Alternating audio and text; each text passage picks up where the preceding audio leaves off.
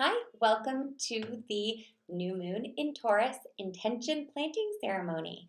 It's always a mouthful to say, but it's the best way to describe what we're about to do. So this is the point in the lunar cycle where we plant our intentions or we plant our desires. And this moon, we are quite literally going to plant our desires. I talk about it every new moon, but this moon, it's actually happening. But first, what we're going to do is you're going to get your four square together.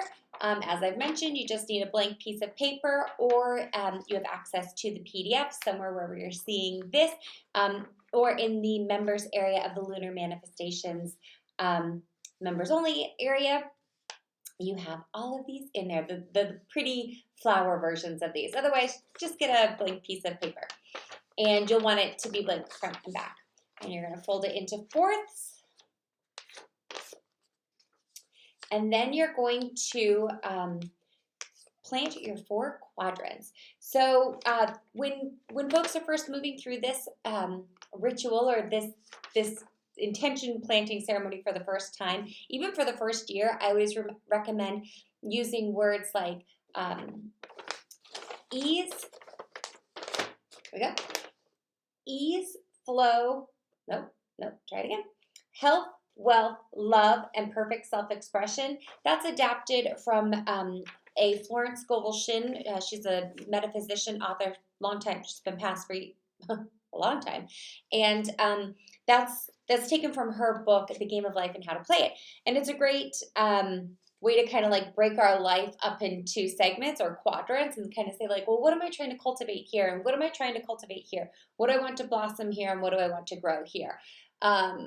Health, wealth, love, and perfect self-expression are kind of like concrete terms. Health, your physical well-being, your emotional well-being. You can even do your spiritual well-being. Wealth, your financial abundance, your career, your the ways that you generate income, the ways that you show up in service of others in this physical lifetime, and then receive payment back in turn. Right? Because whatever we give out, we deserve by divine right. That's an actual metaphysical principle by divine right to receive in return. So as well, health, wealth, love. How do you give love? How do you receive love? Who are you giving love to and who are you receiving love from in this physical expression? This quadrant can also be used for love with like a loved one in spirit. So if you're a developing medium or if you're expanding your spiritual gifts, this can also be a great quadrant to plant your connections to strengthen your connection with spirit. So because our loved ones in spirit operate on the vibration of love. So it's one of the highest, or it is the highest frequency. I don't know that there is a vibration higher than love and pure unconditional love. And that's where they can most easily reach us. That's where we can most easily reach them. So when we're cultivating a lot of love in our life, it makes us a vibrational match to the frequency that they are in, and they're able to connect with us much easier. And then lastly, perfect self-expression. So how do you show up in this world? Is it like, is it volunteering at a cause that you care about? Is it working with children? Is it going out into the community? Is it showing up as your authentic soul self and sharing your woo with people? Is it developing your spiritual gifts? What is it that makes you a unique expression of divine source, or like what makes you a unique spark of light, or a unique spark of divine light? It's a funny way of saying it, but what is it in this life that only you came here to do, right? And how can you move more into that authentic place? So perfect self-expression is a great place to, like, I don't know, if you're just trying something new, like maybe you want a new hairstyle. I was talking to somebody who wanted to paint their nails and had never done it before, man. And like that would be an exact example of perfect self-expression. Doing something that maybe you feel like you might get some backlash about, or maybe you might feel like there is some resistance to you honoring that part of you. For me, perfect self-expression is speaking out publicly about mediumship and manifesting and moons and all things metaphysical, which nowadays in like the 2020 era does not seem weird. It's actually kind of becoming mainstream. It's ironic. I have a podcast, it's perfect self-expression. Golden Otter Divinations, my podcast, literally the tagline is where the metaphysical meets the mainstream, because I was very mainstream. I was a high school social studies teacher for over a decade. I was in corporate America, and I'm an army wife and a mother, and I wasn't necessarily raised with metaphysical principles.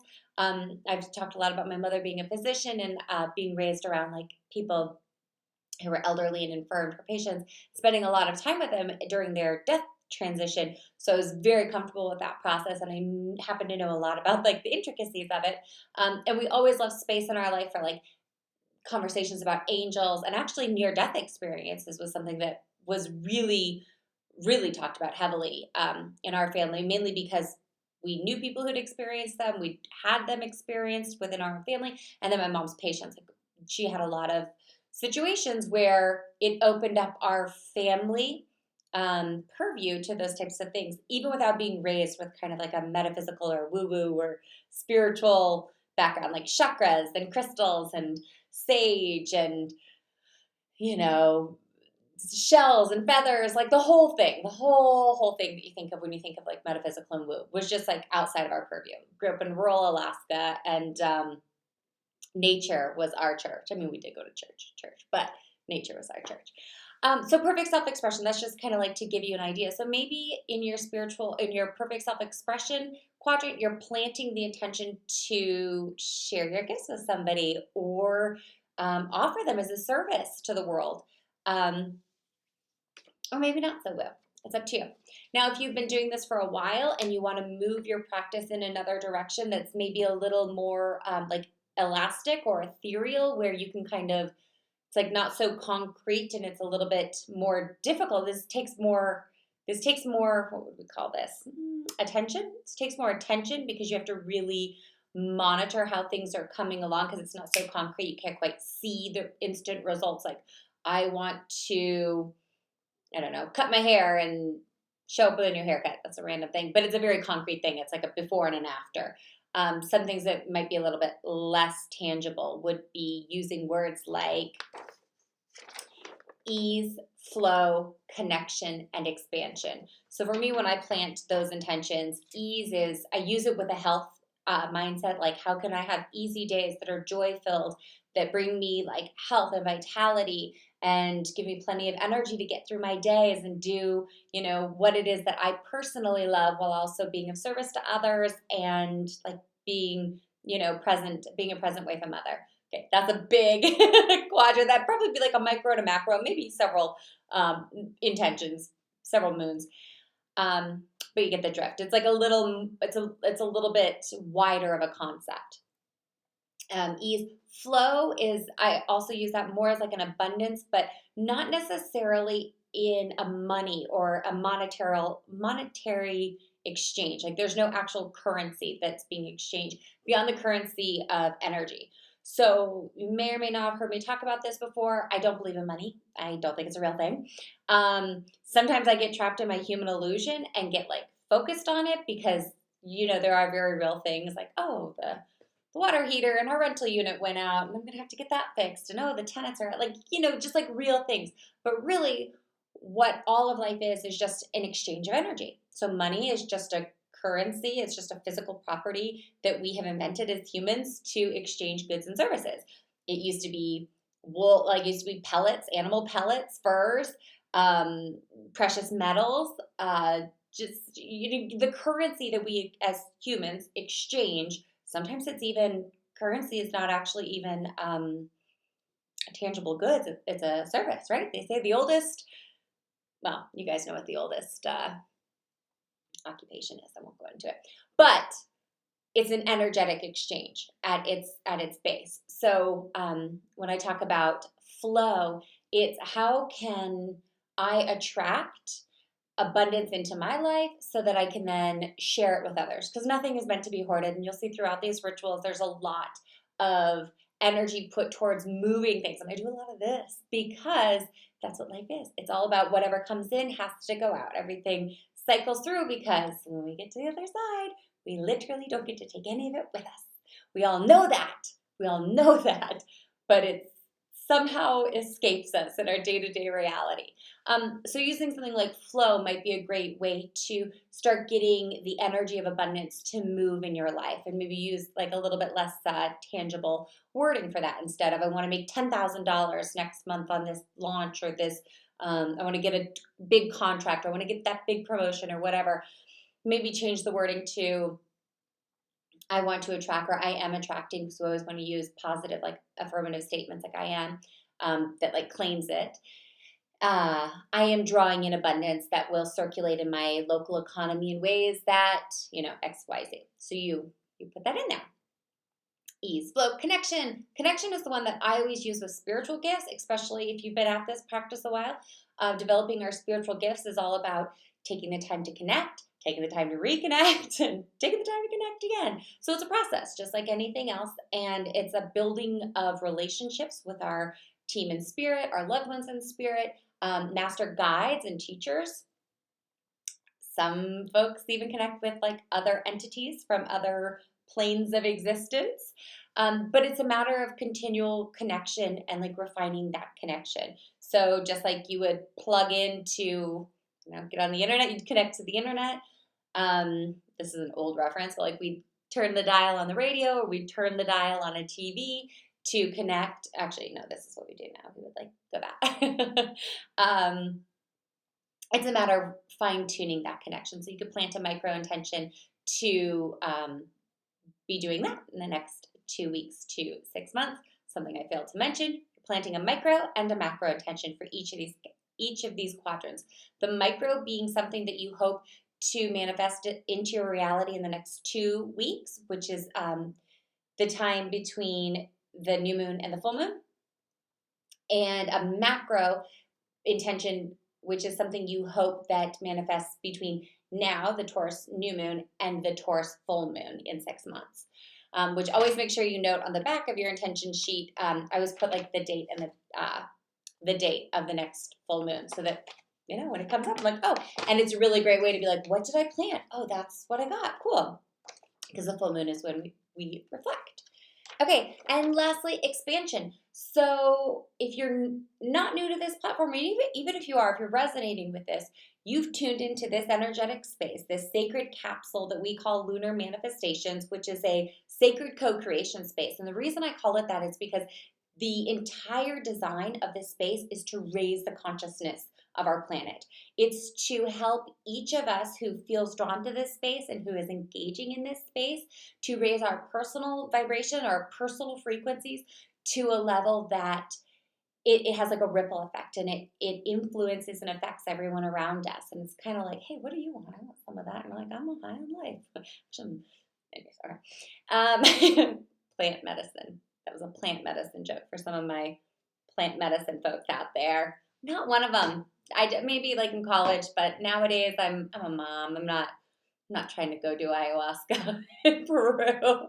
We went to Machu Picchu with a 2-year-old, climbed it, like got up there. I was like, I was gonna have a big spiritual awakening, and I was just like, my kid won't wear shoes, and like these llamas are cool, but like it was just not what I was expecting. But the day before, we had gone to these amazing ruins, which were completely vacant, and like had some really beautiful encounters like on the mountain. And it was so amazing that I was like, oh my gosh, tomorrow's Machu Picchu. It's gonna be, I will just, like my crown chakra is gonna pop open. There'll be rainbows and butterflies. I don't know, maybe like the sun portal will open. I'll channel what, like I just had a lot of expectations. Nothing. It was really kind of awful. Too many tourists, lots of people. I was just really like, what happened to my spiritual awakening? I was gonna have a Machu Picchu. And then, long story, I get home and that night and realized that the day before had been that spiritual awakening, that spiritual experience that I had been craving. But because I was so focused on what was coming, I didn't enjoy the moment. So anyways, it's just like an expansion example of like enjoying the journey. That could just be part of your expansion. Last thing I'm going to say about this, I tell this story a lot about losing my diamond earrings. These are my Otter earrings. And a long story. I've lost them twice in my life. Once and a remote viewer found them for me. I've got a ritual. I believe it's the Libra full moon ritual, where I talk about that, like using remote viewing to find them. And another time was at Machu Picchu. The morning we went up to Machu Picchu, going to Machu Picchu is crazy. You've got to we were in Paraguay in South America. We flew from Asuncion to Lima, and then from Lima we took another 2-hour flight to Cusco. Mind you, I had a 2-year-old, and I think I was either pregnant with my second or no, we got pregnant right after that trip. Because I went to the top of Machu Picchu and I was like, here we go. Like, I'm ready for another baby. Why are you going to come join us? And then I was kind of like, all right, you get I got kind of like mixed signals because I was like, anyways, expectations. So long story short, Lima, Asuncion to Lima, Lima to Cusco. And then from Cusco is like an 2-hour drive to Aguas Calientes. And then like a 2-hour train. I can't remember. It was like planes, trains, and automobiles just to get to the top of Machu Picchu, and then like a bus. It was a whole thing. And somewhere along when we were on the train, so we're like 4 or 5 hours, 6 hours into this journey, a traveling companion was like, oh, you lost your earring. And I was like, oh my gosh, no. It was like an anniversary gift from my husband. I always wear them. And I'm like looking on the train frantically, and we were just about to have like a nice tea and all that. And I was like, you know what? It's gone. Like, I've looked, it's gone. I'm going to surrender to the fact that it's gone. And I like started making plans. I was like, okay, I'm going to turn this one into a ring. Like, I don't know. Like, it's a first world problems. Like, what do you do when you lose one of your diamond earrings? Okay, I know. But I surrendered it, and I decided not to ruin the day stressing about it. And then, we did have a good time at Machu Picchu. It was a really beautiful experience. We traveled all of South America, and had amazing experiences at all of them. So they're all very unique. But Machu Picchu is kind of one of those places that Westerners like peg as like a place you got to go and think you got to do. So I released it, and don't worry, guys. There is a point to this story. Hold on. And we did the trip in reverse. Another like 6 hours back down, and then we get back to our hotel at like who knows what time. We got a little bit of altitude sickness. I was like, okay, you know what? It's time to go to bed. And I released the day. I was like, okay, it wasn't exactly what I was expecting, but you know what? I'm still so happy to be here with my family. We were at the Marriott, like it's in Lima. It's like in Cusco. It was just stunning. I was like, you know what? This is amazing. It was something that had been on my vision board for a long time, and I had manifested it. And I was like, I'm just going to enjoy this as it is, without creating an attachment to it not being exactly how I wanted it.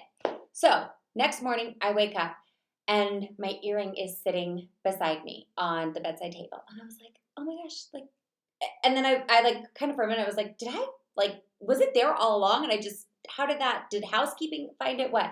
And my husband said he's an Army guy. He'd been doing push-ups, and then, it had gone basically under the ledge in the bathroom. And he's like, I was doing push-ups and I found it. And I was like, oh my gosh. So the point is, it was something that I really wanted, and I wanted to keep this thing. And I also wanted this experience at Machu Picchu, but I just decided, you know what? I'm just going to let this all go, and I'm just going to let it unfold how it's going to unfold. And I'm going to, as quickly as I can, detach and release from this experience. And then boom, my earring showed back up. And that's exactly how you want to plant your intentions. You want to plant them with a lot of specificity. You want to be really specific with the way that you plant them in, it's like placing an order basically with the universe. You'll get what you order. It may not be exactly how you wanted it or when or where, but the clearer you are with what you want, the quicker it will come. But the kicker is you have to release it. You can't cling to these things. So that's why sometimes I think using words like ease, flow, connection, and expansion can help our manifestations come to us a little bit quicker and with a lot more ease, because generally once we plant those intentions, we like almost instantly forget what they are, because it's for whatever reason, ease, flow, connection, expansion tend to lean towards more I don't know what I want, like ethereal, kind of like loose. It's like a loose manifestation, if that makes any sense. Anyways, okay, try it out for yourself and you'll see. Health, wealth, love, and perfect self-expression. I think we get pretty clear ideas of exactly what that is. So it's just an invitation. Okay, with that, New Moon in Taurus. This is my favorite, one of my favorite rituals, and I wore my tulip dress. My green tulip. I rose to Marine Corps ball. I love it. I'm going to maybe wear it to every Marine Corps ball from now until eternity. Okay. Taurus New Moon. Make a wish, big dreamer. Invisible forces are ever working for the person who is always pulling strings for themselves. Ever made a secret wish and it came true? For the better part of my life, I used to believe that some people were just born lucky. They won the birth lottery and good things just seemed to happen to them, often with little to no effort on their behalf. All while I hustled away, hoping to achieve a fraction of what seemed to come so easily and effortlessly to others. After developing my mediumship abilities and studying the law of attraction for many years, I finally realized that luck doesn't happen to just a select few. Rather, those individuals make their own luck. You see, energy flows where our attention goes, and often people who experience abundance or luck in their lives have created positive personal vibrational fields where they naturally come to expect good things. This is so true. The expected energy is admitted into the universal field where it is matched, multiplied, and returned in miraculous and usually serendipitous ways. Hello, Diamond Earring on my bedside table. Okay. The universe is funny like that. What you put into it, you get right back out. Ever noticed how individuals who come to expect misfortune usually just get that?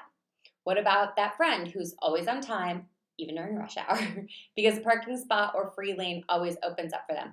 P.S. When I'm in the city, I'm the queen of parking spots. Like, I mean, like primo ones. Like in DC, I put this practice to the test, and anyways, I don't want to brag, but like, if you have to be, I know that's like a pretty cool thing to be good at. Manifesting parking spots. Okay, I've been at it for like 15 years. Okay, sorry. I digress. When we transition our belief system from ones of scarcity, false conviction that there's not enough to go around, to ones of abundance, faith that divine love always has and always will supply our every need, we release our need to control the flow of grace in our lives and let the universe unfold its magic. This month, during the new moon in Taurus, we will use the Earth's natural lunar cycles to create our own luck by making universal wishes that can draw in all the prosperity we seek from the immaterial planes to this physical plane of existence. With love, light, and a wishing well of abundant springs, the Taurus New Moon is a planting ceremony. So make sure you go to the members area to access this full ritual. And what you're going to basically do is, I'm not going to give the whole thing away, but you're going to plant a wish list, like straight up, and then take a picture of it so you don't forget it. Bury it and see what comes up. That's a super short version. But I love this one. I've actually done this for several years in a row. Every year for Mother's Day, my husband buys me a plant because I love flowers, but in a vase they tend to go. And so over the years, he's started buying me plants. And or the girls, my daughters will buy me plants. And so this has become our annual Mother's Day tradition because it's always right around the Taurus New Moon, kind of like within that time frame. And we do it as a family now. I used to do it. Well, I think we've always done it as a family. I don't know that I've ever done this one alone. This one's a family one, but you can do it alone, or you can get your loved ones in on it. And while you're doing this one prayer, I would love for you guys to use. This is on my website.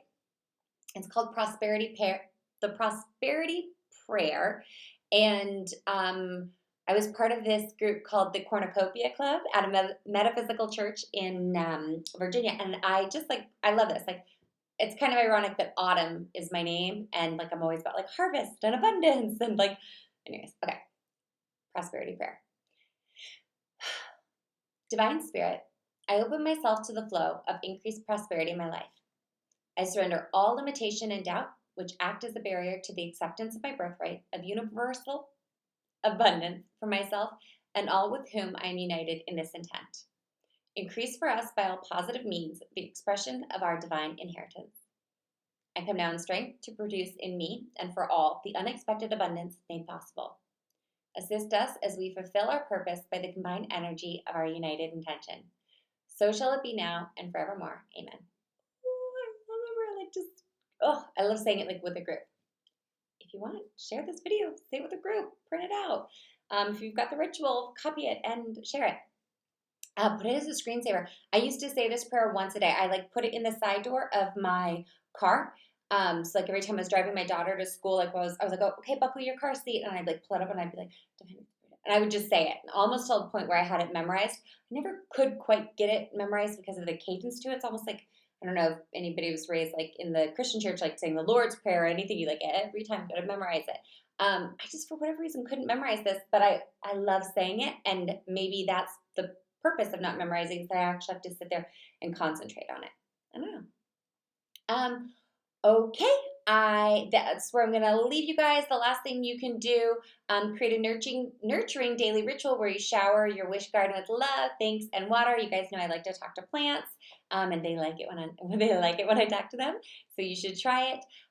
Invite the perfect foliage to find you. So call in your garden supplies by using a variation of this statement. So what would it take for me to receive, find, discover, be gifted, etc.? The ideal plant, flower, seed, etc., to place in my wish garden. So keep your energy open to receive, and that perfect perennial may just miraculously appear. A couple years ago, when my oldest, was going to kindergarten, we were planting a kindergarten like in the spring, so that next fall she was going to go to kindergarten. It was going to like grow over the summer with her. And my husband and I went to the store, and we spent like $200 on like potting supplies and this and that and like an above ground thing. And I was like, I can't believe we like spent this much on something that we're only going to kind of have for a couple of months because we're military, we move a lot.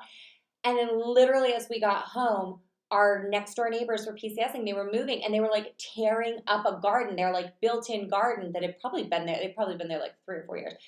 And they were like, oh yeah, we don't know what to do with it. We're just going to tear it up. We're like, wait, stop, we'll take it. And because it's military housing and everything was like very similar, it fit in our backyard. And I was like, I guess we could either, I don't remember if we ended up giving away I think we took it to the school. Anyways, and then we were able to like plant 2 gardens with our abundance. So it's just kind of fun when you release the way that you want things to come back and leave it open to the universe. That has been the big guiding message of this ritual. And we've got a really cool guided meditation in here to meet your spirit guides if you're up for that during this new moon. And last but not least, be sure to message me what your manifesting superpower is. Like mine is parking spots. I feel like I'm gonna like choose a new thing and then like master that. Maybe I have and I just can't think of it. Parking spots, like when we lived in Washington D.C., that was like my jam. Parking spots. So message me your like manifestation superpower, what you always seem to manifest. Some people it's free coffee. I was on a free coffee spree for a while. Yep. Every time, like do you guys remember when like buying something for the car in front of you or car behind you was like a thing? I like would get that all the time. And I didn't even drive like a super awful car where people would be like, oh, better get this girl coffee. Like or maybe I just looked that terrible in their rearview mirror. Like I should do this for her. I don't know what it was. But anyways, send me what yours is. And that's all for now with love and light. Autumn.